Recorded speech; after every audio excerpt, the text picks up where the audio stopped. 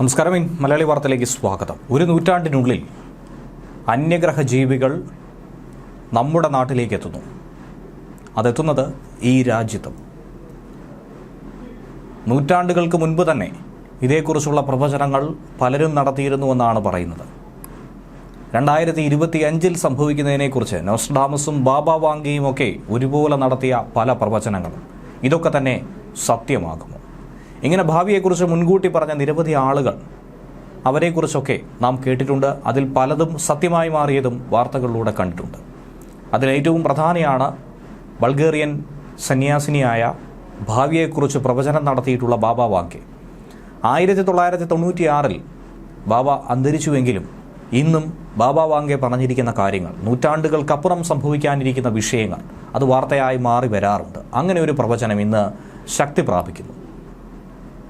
ഭൂമിയിലേക്ക് മനുഷ്യരല്ലാതെ മറ്റ് ഗ്രഹത്തിൽ നിന്നും ജീവികളെത്തുന്നു. യൂറോപ്പ് തകരുന്നു.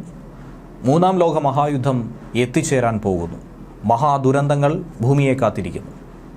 അങ്ങനെ പതിവ് തെറ്റിക്കാത്ത പ്രവചനങ്ങളാണ് ബാബ വാങ്കയുടേതായി ഇപ്പോൾ പുറത്തു വന്നുകൊണ്ടിരിക്കുന്നത്.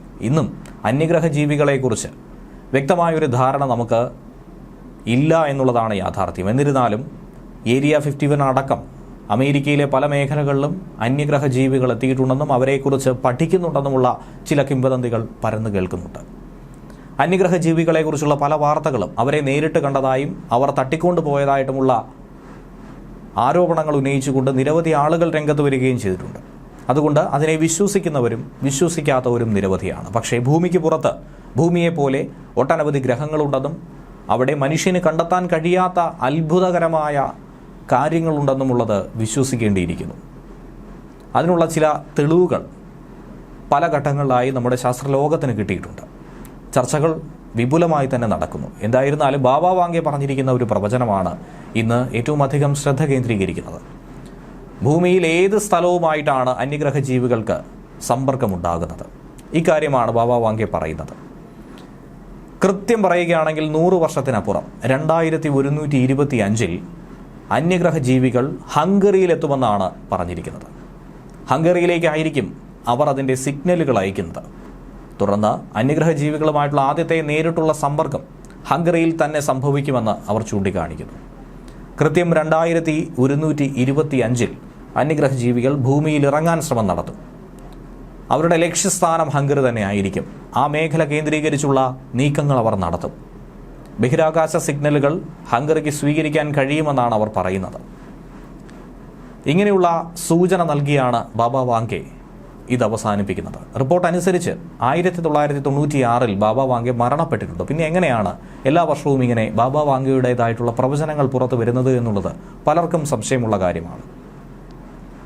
ഏകദേശം 28-29 വർഷങ്ങൾക്കിപ്പുറവും ബാബ വാങ്കയെക്കുറിച്ചുള്ള വാർത്തകൾ മുടങ്ങാതെ മാധ്യമങ്ങളിലെത്തുന്നു. മരണശേഷവും നിലയ്ക്കാത്ത പ്രവചനങ്ങൾ. ശരിക്കും ആരാണ് ബാബ വാങ്കെ എന്നുള്ളത് കൂടി ഈ ഘട്ടത്തിൽ പരിശോധിക്കേണ്ടതാണ്. 12ാമത്തെ വയസ്സിൽ ഒരു ചുഴലിക്കാറ്റിൽ അകപ്പെട്ട് കാഴ്ചശക്തി നഷ്ടപ്പെട്ടതിന് ശേഷമാണ് ബാബ വാങ്കയുടെ കഥകൾ ഏവരും കേട്ടു തുടങ്ങിയത്. അല്ലാതെ മറ്റ് ചില സൂചനകളും ലഭ്യമാകുന്നുണ്ട്. എന്നിരുന്നാലും പ്രധാനമായി ഉയർന്നു കേൾക്കുന്ന ഒരു വാദം ഇങ്ങനെ തന്നെയാണ്. അന്ധയായ വാങ്ക പിന്നീട് തനിക്ക് ഭൂമിയെ, ലോകത്തെ കാണാൻ കഴിയാത്തത് ഉൾക്കണ്ണിലൂടെ പലതും കാണാനായി സാധിച്ചു. ഭൂമിക്ക് പുറത്തുള്ള പല കാര്യങ്ങളെക്കുറിച്ചും പ്രവചിക്കാനായി തുടങ്ങി. ആ പ്രവചനങ്ങളിലൂടെ ബാബ വാങ്കയെ അംഗീകരിച്ചുകൊണ്ടും അനുമോദിച്ചുകൊണ്ടും അനുയായികളായും നിരവധി ആളുകളെത്തി. തൻ്റെ കാഴ്ചശക്തി പോയതടക്കമുള്ള കാര്യങ്ങൾ അനുയായികളോട് അവർ തന്നെയാണ് പറഞ്ഞു കൊടുത്തിട്ടുള്ളത്. എന്നാൽ അവർ പറയുന്ന രീതിയിലുള്ള ഒരു ചുഴലിക്കാറ്റ് ആ മേഖലയിൽ ഒന്നും തന്നെ രേഖപ്പെടുത്തിയിട്ടില്ല എന്ന് ചരിത്രരേഖകളും സൂചിപ്പിക്കുന്നു. അപ്പോൾ അതിൽ തന്നെ വലിയൊരു ദുരൂഹതയാണ് നിലനിൽക്കുന്നത്. വങ്കേലിയ പണ്ടേവ ഗുഷ്തരോവ എന്നതാണ് ബാബ വാങ്കയുടെ യഥാർത്ഥ നാമം. അന്ധയായ ബൾഗേറിയൻ സന്യാസിനിയെ കൂടിയായിരുന്നു ഇവർ. 1911 ജനുവരി 31 അന്നത്തെ ഓട്ടോമൻ സാമ്രാജ്യത്തിൻ്റെ ഭാഗമായിരുന്ന ഇന്നത്തെ മസഡോണിയയിലായിരുന്നു ബാബ വാങ്കെ ജനിച്ചത്. അവിടെ അന്ന് പിന്തുടർന്ന രീതി അനുസരിച്ച് ജനിച്ച കുട്ടി ജീവിക്കുമെന്ന് ഉറപ്പുണ്ടെങ്കിൽ മാത്രമേ പേര് കൊടുക്കാറുള്ളൂ. വാങ്ക ജനിച്ചപ്പോൾ തന്നെ വയറ്റാട്ടി അവരെ തെരുവിലേക്ക് ഇറങ്ങിച്ചെന്ന് കുട്ടിക്കൊരു പേരിടാൻ തെരുവിലുള്ളവരോട് നിർദ്ദേശിച്ചു. അങ്ങനെ നിർദ്ദേശിക്കപ്പെട്ടൊരു പേരാണ് വങ്കേലിയ എന്നുള്ളത്. സ്ട്രുമിക്കയ്ക്ക് വേണ്ടി ബൾഗേരിയയും സൈബീരിയയും തുർക്കിയും ഗ്രീസും തമ്മിൽ കലഹിച്ചു കൊണ്ടിരുന്ന ഒരു കാലഘട്ടം. പലതരത്തിലുള്ള സാമൂഹ്യ സാമ്പത്തിക പ്രശ്നങ്ങൾ. അതുകൊണ്ട് തന്നെ ദാരിദ്ര്യം ഉൾപ്പെടെയുള്ള തുടർച്ചയായിട്ടുള്ള പ്രശ്നങ്ങൾക്ക് നടുവിലൂടെ ആയിരുന്നു വാങ്കയുടെ കുട്ടിക്കാലം കടന്നുപോയത്. ഏറ്റവും അവസാനം സെർബിയ സ്ട്രുമിക്ക പിടിച്ചെടുക്കുകയും വാങ്കയുടെ അച്ഛനെ സെർബീരിയക്കാർ ബൾഗേറിയൻ വിപ്ലവകാരി എന്ന് മുദ്രകുത്തി ജയിലിലടയ്ക്കുകയും ചെയ്തുവെന്ന് ചരിത്രരേഖകളിൽ പറയുന്നു. പിറകെ വാങ്കയുടെ അമ്മയും മരണപ്പെട്ടു. അച്ഛനും അമ്മയും ഇല്ലാത്ത ചെറുപ്പകാലം. മറ്റ് ബന്ധുക്കളുടെ വീടുകളിലും മറ്റുമായി അഭയം പ്രാപിച്ചു. താമസവും ഭക്ഷണവും. അനാഥയായിരുന്നുവെന്ന് സാരം. പിന്നീട് ഒരു ബൾഗേറിയൻ സൈനികനെ വിവാഹം കഴിച്ച വാങ്ക ബെട്രിച്ചിലേക്ക് താമസം മാറി. പിന്നീടാണ് അന്ധയായ പ്രശസ്തയായ സന്യാസിനിയായി മാറിയത്. രണ്ടാം ലോക മഹായുദ്ധമായിരുന്നു അതിനുള്ള കാരണവും. അതിനുശേഷം വാങ്ക വലിയ തോതിൽ തന്നെ പ്രശസ്തിയുടെ കൊടുമുടിയിലേക്ക് കടന്നു തുടങ്ങി. യുദ്ധത്തിൽ ഉറ്റവരെ നഷ്ടപ്പെട്ടവരാണ് അക്കാലത്ത് സ്ഥിരമായി വാങ്കയെ കണ്ടുകൊണ്ടിരുന്നത്. അവരിൽ ബൾഗേറിയൻ രാജാവ് വരെ ഉണ്ടായിരുന്നുവെന്നാണ് പറയപ്പെടുന്നത്. പക്ഷേ അതിനുള്ള തെളിവുകളൊന്നും ഇന്ന് ലഭ്യമല്ല.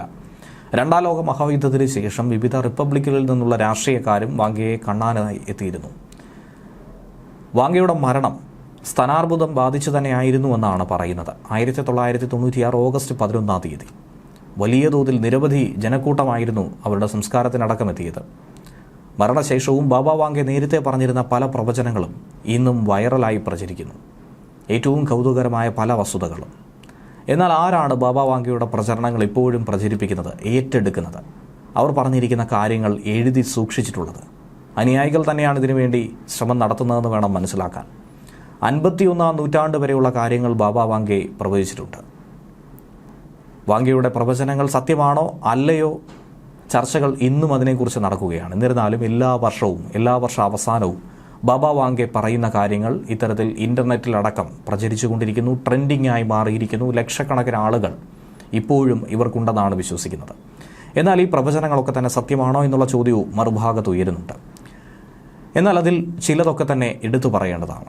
സോവിയറ്റ് യൂണിയൻ്റെ തകർച്ച, ചെർണോബിൽ ദുരന്തം, ജോസഫ് സ്റ്റാലിൻ്റെ മരണം, സെപ്റ്റംബർ 11 ആക്രമണം, ഒബാമയുടെ തിരഞ്ഞെടുപ്പ് വിജയം എന്നിവയൊക്കെ തന്നെ ബാബ വാങ്ക നേരത്തെ തന്നെ പറഞ്ഞിരുന്നുവെന്നാണ് അവരുടെ അനുയായികൾ അവകാശപ്പെടുന്നത്.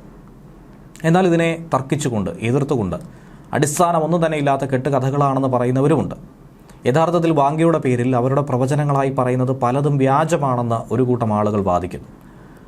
വെറും പ്രവചനങ്ങൾ മാത്രമാണ്. ഇതൊന്നും തന്നെ ശരിയാകണം എന്നുള്ളതുകൊണ്ടോ ശരിയായതുകൊണ്ടോ അതിൽ അടിസ്ഥാനമൊന്നും തന്നെ ഇല്ല എന്നാണ് പറയുന്നത്. ശാസ്ത്രീയമായ യാതൊരുവിധ പിൻബലവും ഇതിനില്ല എന്നുള്ളതും ശ്രദ്ധേയമായ മറ്റൊരു വസ്തുതയാണ്. എന്നിരുന്നാലും നോസ്ട്രഡാമസും ബാബ വാങ്കയും ഇന്നും ചർച്ചകളിലും സമൂഹ മാധ്യമങ്ങളിലും ട്രെൻഡിംഗ് നമ്പർ 1 തന്നെയാണ്. ന്യൂസ് ഡെസ്ക് മലയാളി വാർത്ത.